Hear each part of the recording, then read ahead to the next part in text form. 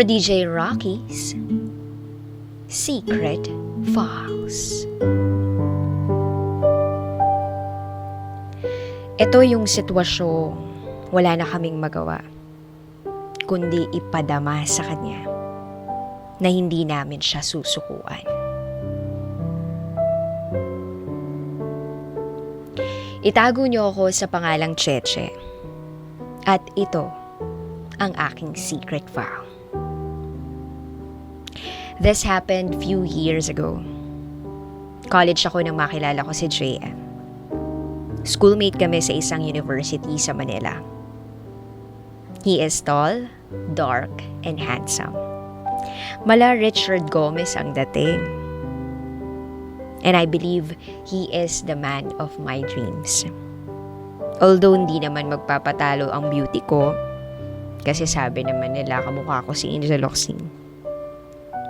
Anyway, marami kaming common friends. And I discovered na parehas kami ng probinsya. From then, nagkapalagayan kami ng loob hanggang sa tinanong niya ako kung pwede siyang manligaw. Medyo natagalan nga bago ko pa siya sinagot. Matagal kaming naging mag-MU. Naging official na lang nang makatapos ako ng college. I remember him saying to me, "Sagutin mo na kasi ako para sa susunod, pakakasalan na kita." At naniwala ako dun. At naniniwala ako na natagpuan ko na ngayon the one ko. Yung gugustuhin ko ring makasama habang buhay. He is a charming guy. At hindi lang siya gwapo, puno pa ng sense of humor. O diba? Perfect guy na nga actually. Pero kahit ganun, meron din naman kaming pagtatalo. May ups and downs din yung relationship namin. Di naman mawawala yun sa isang relasyon. But we still managed to fix it. I love him so much and I believe ganun din siya sa akin. Napaka-sweet niyang boyfriend. Every day he's checking kung kumain na ako, kung anong ginawa ko. He always asks me kung okay lang ba ako. He tells me kung nasan siya, he updates me. Minsan nga bigla-bigla na lang siya magsusurprise ng lunch date sa akin. Or pag hindi ako pwede, busy sa trabaho, bibigyan niya ako ng baon. Siya yung tipo ng lalaki na kung titingnan mo, mukhang chick boy. Tsaka gimikero, pero hindi. Siya na nga. Siya na nga yung man of my dreams. A loyal and a faithful one. Actually, ang pinaka-flow niya lang nga ay yung mabilis siya magpatakbo ng sasakyan. Doon ako naiinis sa kanya. Until one day, nagpaalam siya sa akin na nagkayayaan daw silang magkaibigan after work. Siyempre, minsan niya lang namang makasama yung mga yon. Kaya go lang ako. Di naman ako strict ang girlfriend.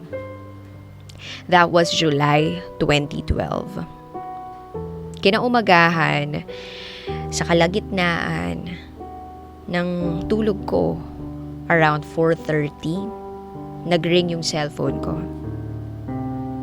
Nakita ko, number ng kapatid ni JM yung tumatawag. Si Juan Paulo, kakambal niya.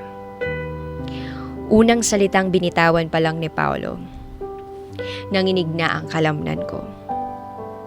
JM got into a car accident. Hindi ko alam kung paano ako nakapagpalit ng pantulog, tupang alis, pero wala pang 15 minutos nandun na ako sa ospital kung nasan siya. We waited. Matagal yung pag-aantay namin. I knew in my heart that it was serious. Labas-pasok ang mga doktor at nurses. And then finally, may mga lumabas na. The doctor was there in front of us. Tinanong ko kung pwede na akong pumasok sa ICU, but we can't as of the moment. Imo-monitor pa raw ang patient. And then the doctor said, the car accident left him with extensive brain injuries. And as of the moment, he is in a stage of coma. Ako, ang kapatid niyang si Juan Paulo, and his parents were there, trembling. Nag-iiyakan kami. Niyakap lang ako ng mama niya, and then, ayun, wala kaming salitang binitiwan sa isa't isa.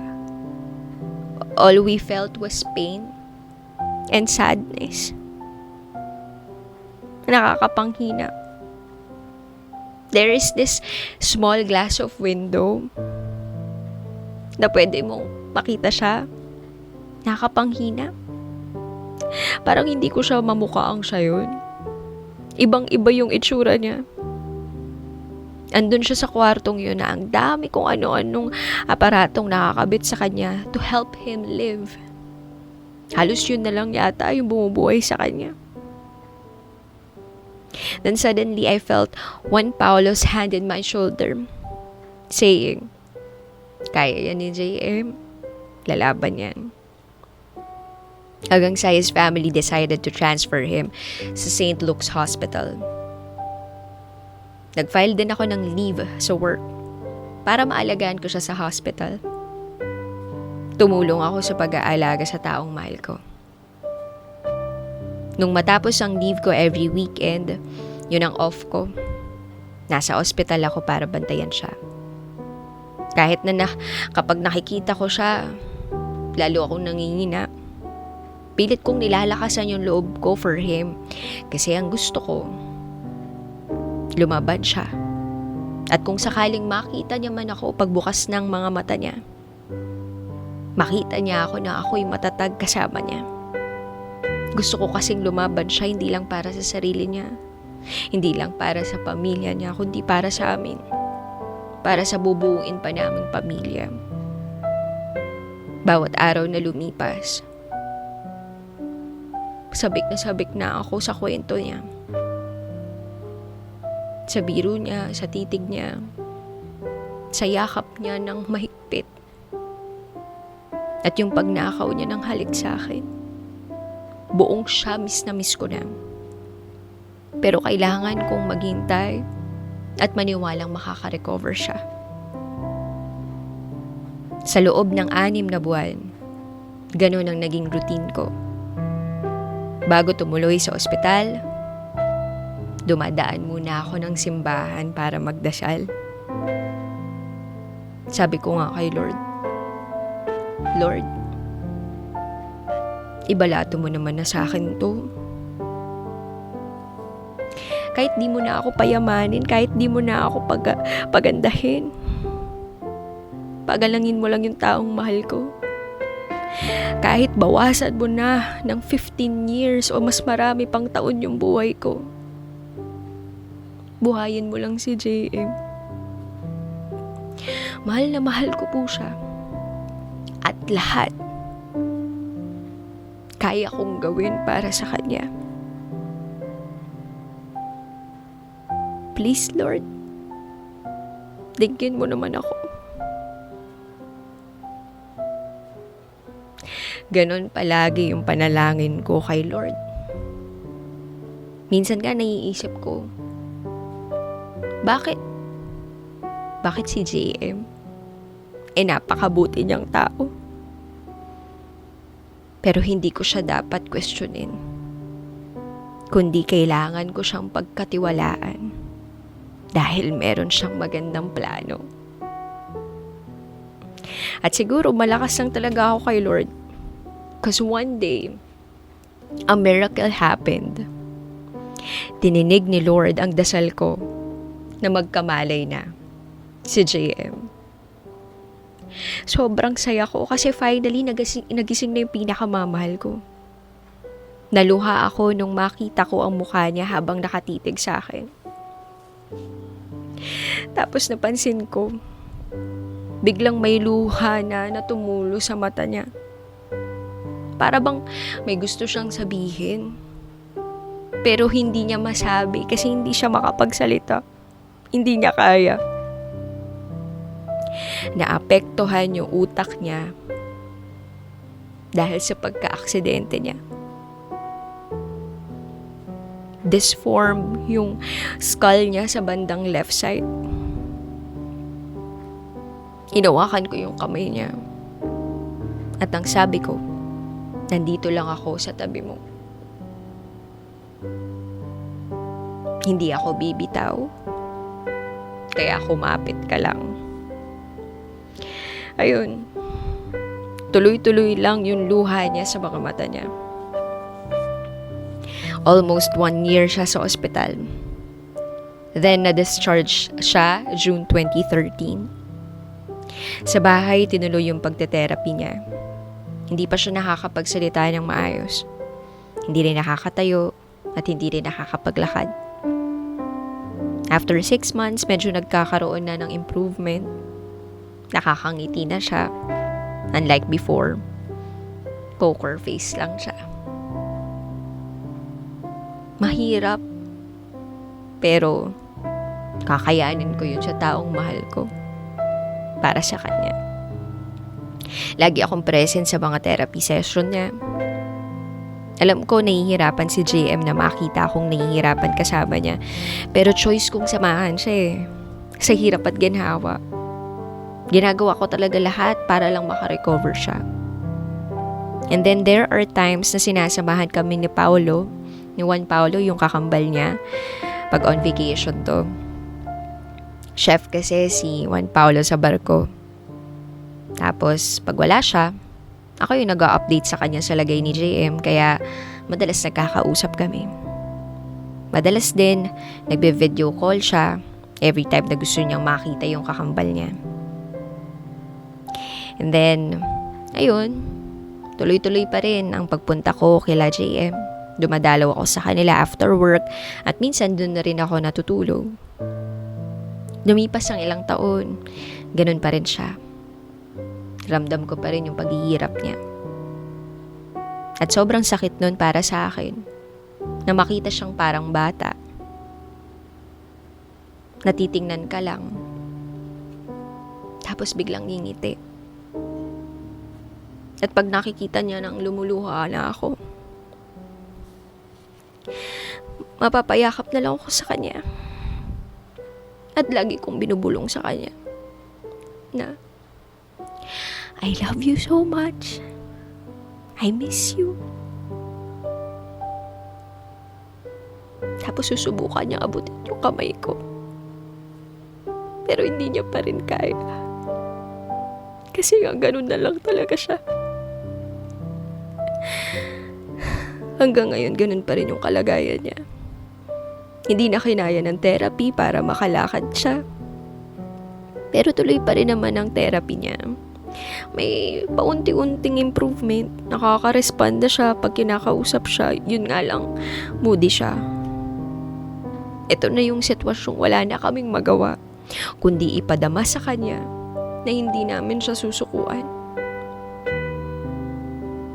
And JM, I just want you to know that I love you. Alam mo yan. I wanna thank you for all the love and care you've given me. Dahil sa'yo, naging matatag ako. Naging malakas ako. Naging matapang ako. Natuto akong hindi bumitaw. Thank you sa family mo kasi they accepted me to be part of your family. Sa ngayon, I'm married to the man of my dreams. At meron na kaming anak ni Juan Paulo, kambal ni JM. Walang tumutol sa pagsasama namin. JM also gave his blessing. Alam ko this is unusual to you. Alam ko maraming magtataas ng kilay. Alam ko na kahit naging masakit sa amin yung naging kalagayan ni JM, masaya siya para sa akin. At masaya siya para sa kapatid niya. Nung time na lagi kaming magkasama sa therapy session ni JM, doon na-develop yung feelings namin sa isa't isa ni Juan Paulo. Pinupush ng mga relative nila na kami na lang. So, we never expected that Mapofall kami sa isa't isa. And here we are. We are a happy family. Pag umuwi kami sa bahay nila, kami yung nag-aalaga kay JM. At ipinapasyal din namin siya madalas. Hindi pa rin fully recovered si JM. But I know, sa pamamagitan ng pagmamahal na ibinubuhos namin sa kanya, masaya siya. We may be victims of circumstances, but it happens for so many reasons. Hanggang dito na lamang po. Muli, ako si Cheche at ito ang aking secret file. Always your number one FM radio station. Love Radio. Kabisyo, nakarelate ka ba sa secret file na binasa ko? Kung nakarelate ka, mag-subscribe ka na dito sa aming YouTube channel at pindutin mo na rin ang notification bell para updated ka sa mga susunod na episodes ng DJ Raqi Secret File.